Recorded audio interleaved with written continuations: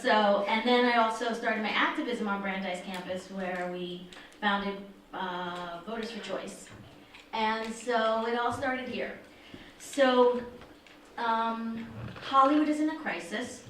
There is a lack of gender diversity and also diversity at all levels of the business. Why is this important? Because Hollywood is everywhere. It's exported around the world.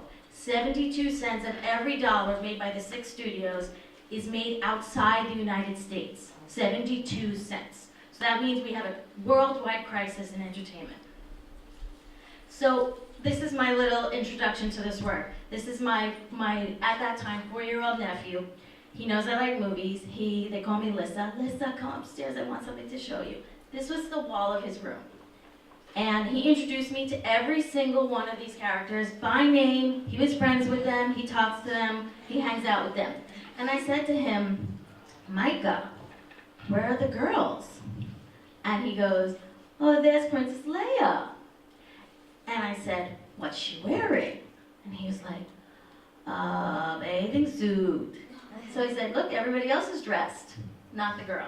So this is just kind of an example of how it affects young people, old people, all of us. So here's just a brief overview of what Hollywood looks like. All these stats are from academics around the United States. 17%. It has not changed since 1998, since this data started being recorded. 250 movies. These are most of the movies that you see in the art house, in the mainstream. We have 23% of producers, we have 1% of composers. This means women's visions are missing from our mainstream popular culture. That's the crisis. This is Women in Hollywood, again, educates, advocates, and I threw in the agitate, because I do agitate. I don't work for any of the entertainment business people. I work outside the entertainment business, pushing them to think about things a little differently. We're a virtual organization. I have an editor who works in San Francisco. I have a writer who works in Toronto. I have interns, one in Denmark, one in London, and I have columnists. We do all our management. I do all my management through GChat. This is the new management tool of the future. This is what we do every day. We have news posts and topics related to issues. We do columns on crowdfunding, video on demand, diversity, LGBTQ issues, and then of course interviewing with women directors, because when I started this work, one of the things I noticed immediately was the lack of women's voices. And on a blog, if you're familiar with blogging, the next day is the top and everything disappears. And I wanted women's voices to be surfaced. If you've ever gone into a bookstore and you've gone to the film section in the bookstore, you will only see books by men and about men. Now there's a book on Jane Campion, there might be a book on Leopold Merler, but there's very, very few books on women. And so that's why I self-published In Her Voice, Women Directors Talk Directing. Because I'm a small organization, I look for partnerships to amplify the voice. So Athena Film Festival is my biggest partnership. I work on that full time, as much as I work on Women in Hollywood. And we feature films, documentaries, and shorts that highlights women's leadership, because in Hollywood, the way that we're going to get people to change their minds is to change the leadership. We do lots of conversations, master classes, we have awards. Joyce came last year, and I think she was like, oh my goodness. And if anybody doesn't understand anything or doesn't make sense, just jump in. I started the Athena list because we have so few female protagonists in Hollywood, so few movies about women. If you've been to the movie recently, you'll know the narrative is male. The dominant narrative of our culture is white male. My whole job is to interrupt and shift that narrative. The Athena list is all scripts with female protagonists that are ready to be filmed. And what I want to do is to make agents and producers aware of these scripts so that they put them into production. And this year we teamed up with an organization called The Blacklist, which works with a lot of writers, and we're going to train women writers to write scripts with female protagonists. And here's the book. You can order it on Amazon. I also created it as an ebook, inhervoice.net. You can download it for $5.99. my next job is to figure out how to get it into academic institutions. So as we said, 40 writers, and puts it front and center. So what I try to do also is use opportune moments in the calendar year to take social media and highlight activities related to gender in Hollywood. So the Oscars is the biggest day of the year for films. So I have students who work with me on the Athena Film Festival who are now, one is in film school at USC, they're all spreading out all over the world trying to do a feminist takeover of Hollywood. And so I asked them to put together a video, because videos work well. And so they came to me with their ideas, and of course I am so out of the pop culture that I had no idea, you know, Taylor Swift had this song. And then they put this song together, which I want to share with you. How do I make it play?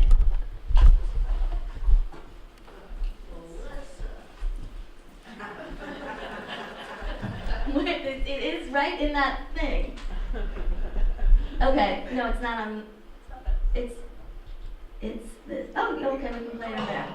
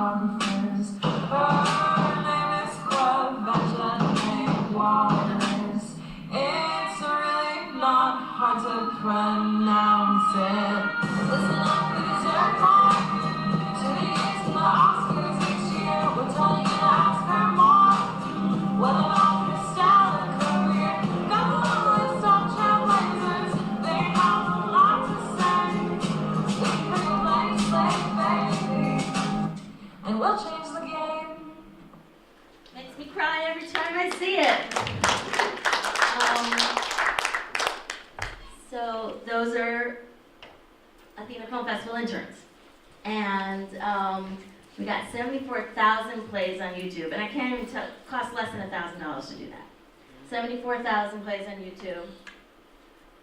Vimeo plays, and this is where it got picked up. All across the internet. This is not That's not me. But it sounds good.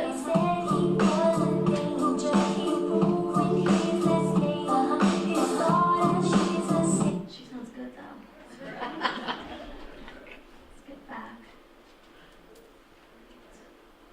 Awesome, you are amazing.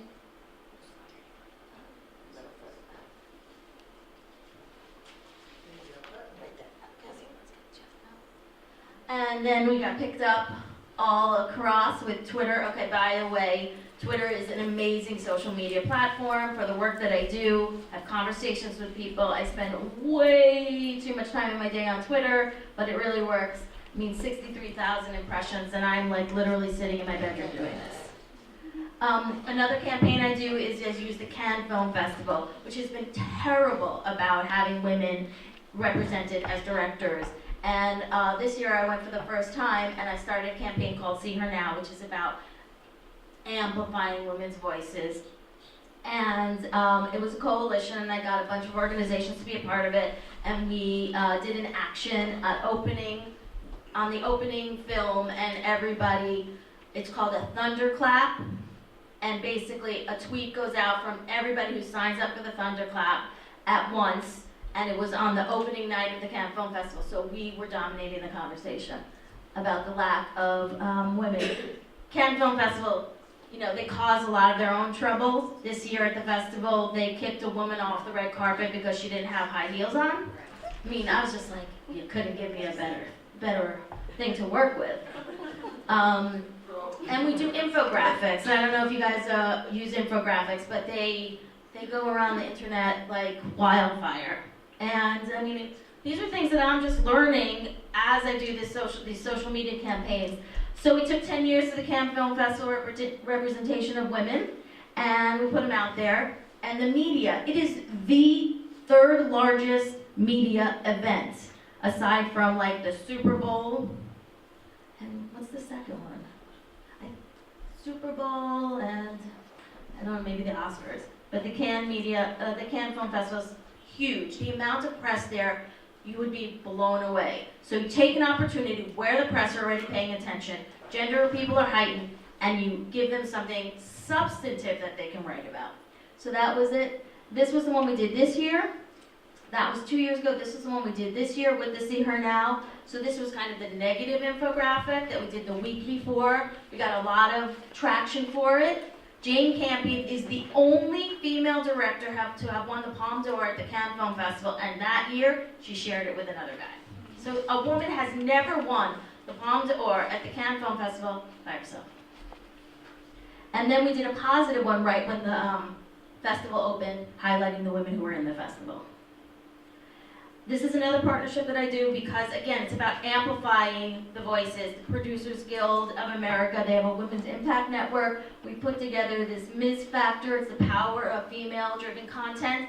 This is a toolkit that we give to female producers and male producers that shows them how movies about women make money, because there is a perception that they don't.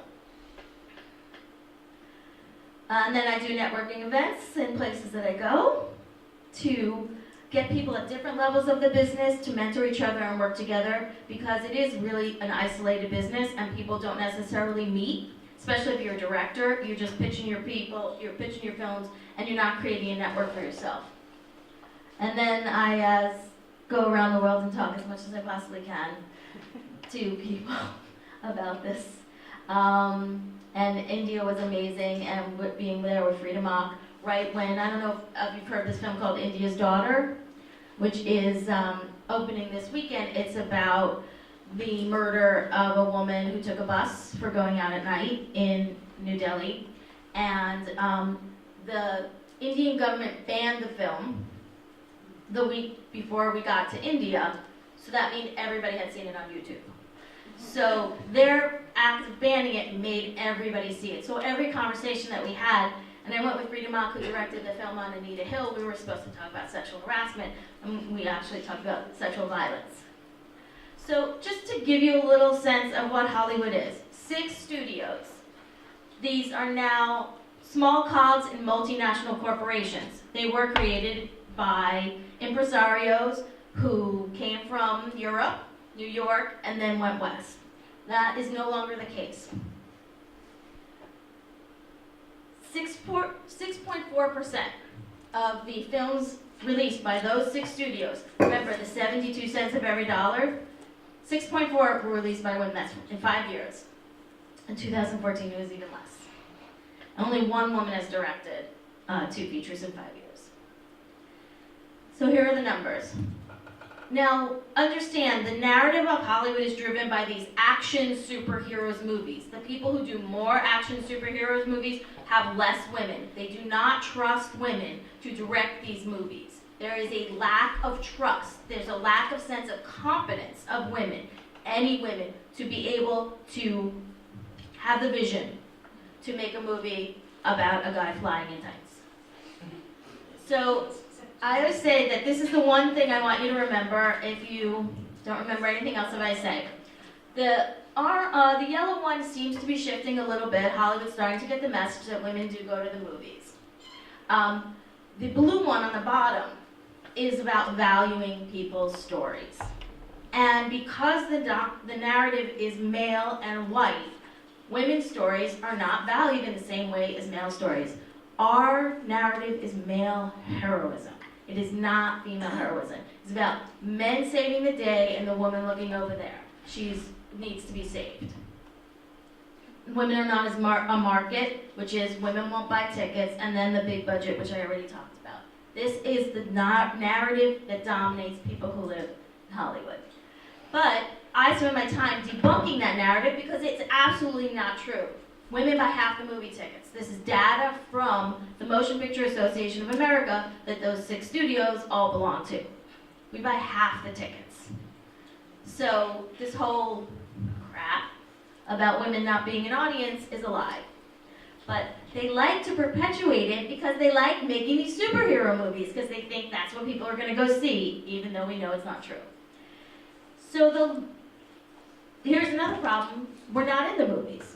30% of speaking characters, we're half the world. 50% of the world are women. We're 30% of speaking characters and 12% of the protagonists. That's 12 out of 100. That's 100 top grossing movies. Top grossing movie last year was American Sniper. So I break it down. As you can see, movie tickets are going up. The amount of people are buying tickets, but women are still buying more tickets. And this is from the MPAA's report last year. So the Motion Picture Association of America is basically telling these guys that women are the growing market, yet they continue to leave money at the door because they can't figure out how to shift their business. It's like moving the Titanic. They just cannot figure out how to turn it. And here's the top grossing movies of 2014. So you have the Hunger Games, Part 1. Hunger Games Part 1, which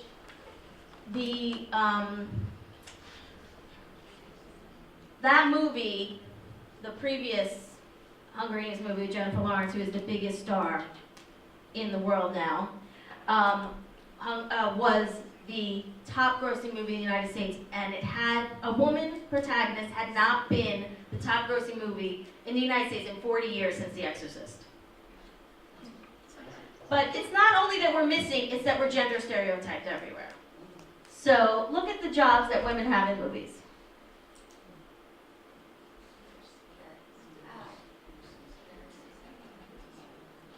And we're sexualized.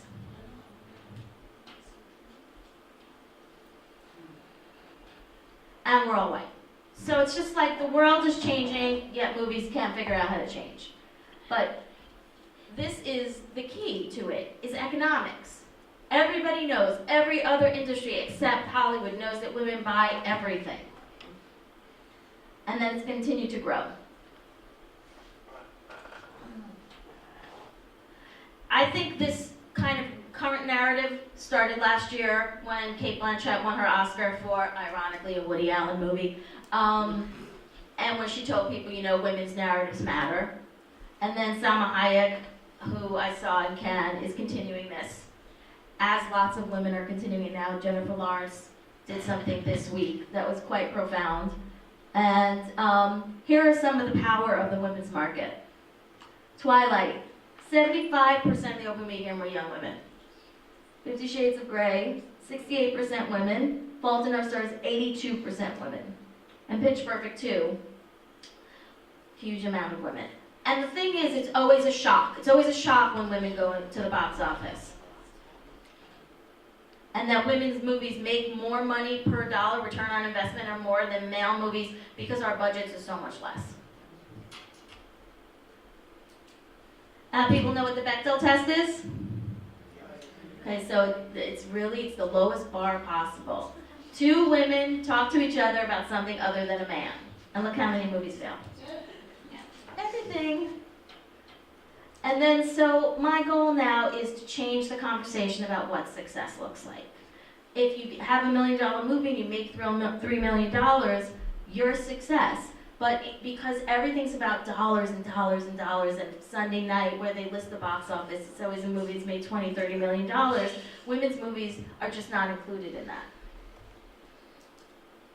And just quickly, to talk about role models, we've had 4 women nominated for Best Picture in 76 years. Best Director. Only one woman has won.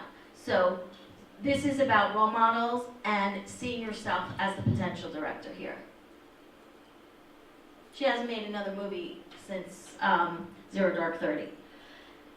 This is about directors, and it's about male directors, and it's about how people view females and how people look at directing. It's you're the leader, you're the captain. Very male-centered terms. Steven Spielberg, P.S., has made only one movie in his entire filmography that has had a female lead. Color Purple. This is about vision. This is about our world. This is about telling stories.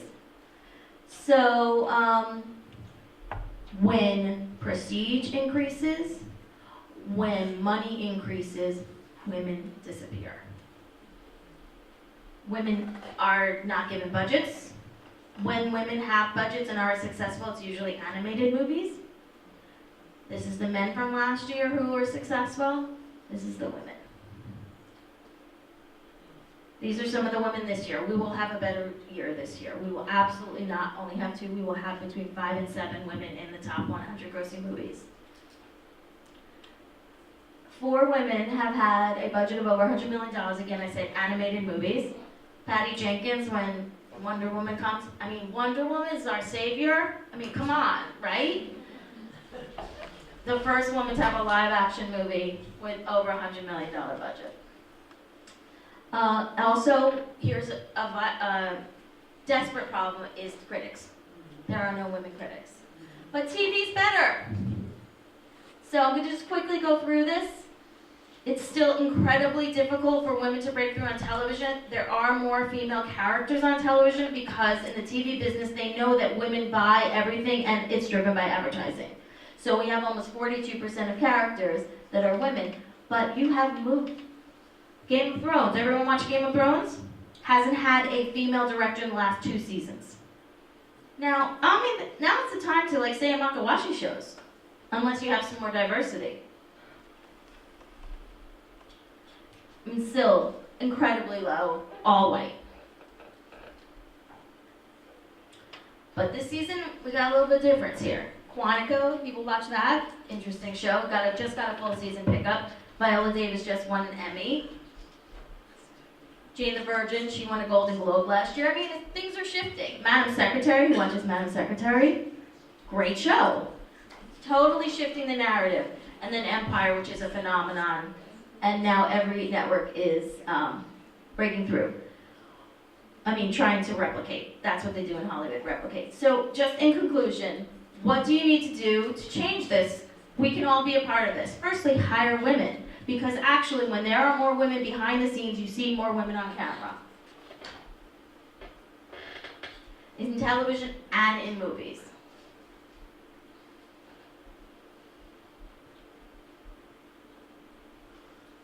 There's a huge difference. And then I tell people, these are the things that you can do in your everyday life. Go and see a movie about women. Go and see a movie by women. We have a weekly newsletter on Women in Hollywood you can all sign up for. It shows you all the movies that are opening that week. Female critics and writers. This is a film group. Some of these are focused more on filmmakers. These groups are popping up everywhere. It's not a zero-sum game. If a woman is successful, that means more women can be successful. Grants and funding, the United States does not make any funding available, governmental funding, like they have in a lot of European countries, and the Swedish Film Institute is actually now funding 50-50. I'll just stop. I got a couple more, but. Maybe you can bring them up in question and answer. Okay. All right, that's it. Thank you.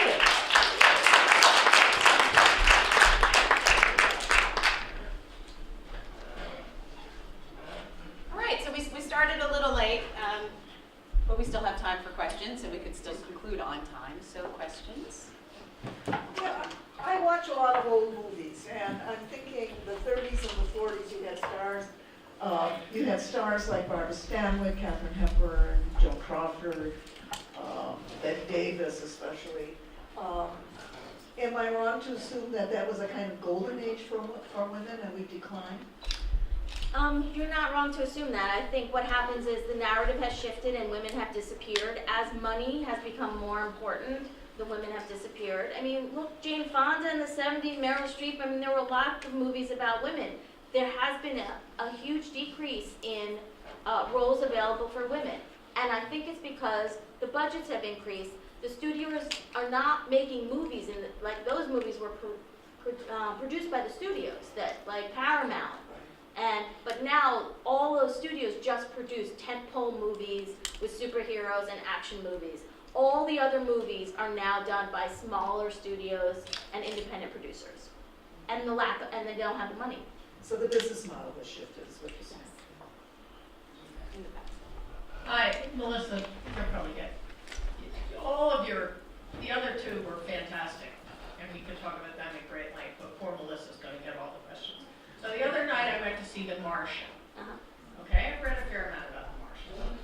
Nobody has pointed out, anybody else seems wasted their, not wasted, had a fun time, right? Seeing Yeah. The Martian? Good Okay. movie. Okay, it's a good movie. The central protagonist is a white guy, but it's practically a fable. There are women in positions of authority. There are blacks in position of authority. The pilot's a Latino guy or a Mexican, I don't know what he is.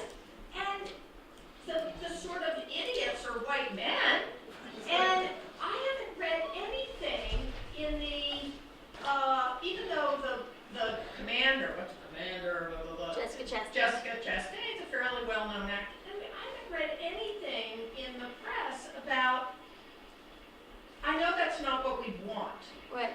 okay? It'd be better if the woman was left on Mars and had to solve all the problems. But the fact is, there are women in positions of authority in that movie, and there are people of color